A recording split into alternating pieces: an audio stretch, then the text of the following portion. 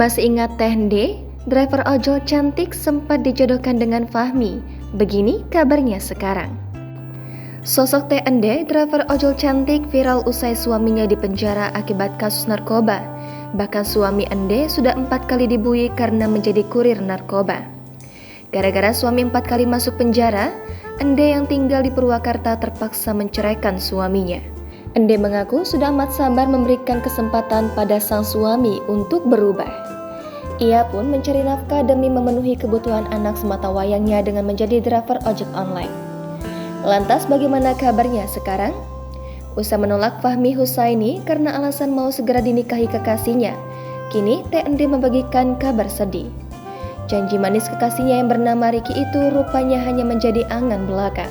Pada kenyataannya, janji Ricky untuk segera menikahi Teh Ende hanya sebatas wacana. Rencana pernikahan keduanya kandas karena saling tidak percaya. Dilansir dari Tribun News Bogor, melalui YouTube Deddy Mulyadi, Teh Ende bingung, meluapkan kesedihan bergegas menyambangi Deddy Mulyadi. Teh Ende bertemu Deddy Mulyadi untuk bercerita terkait asmaranya yang kandas. Diakui Teh Ende, padahal Ricky telah datang bersama keluarganya untuk melangsungkan pertunangan sebagai tanda melangkah ke jenjang pernikahan. Namun sementara itu Teh Ende menceritakan alasan mengapa dirinya gagal menikah dengan Ricky. Akhirnya Teh Ende bercerita yang sesungguhnya alasan mengapa pernikahannya batal.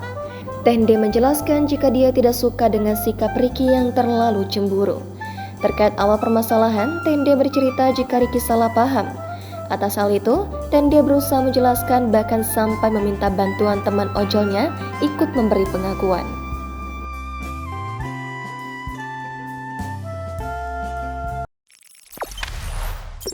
Jangan lupa subscribe, share, komen, dan like ya.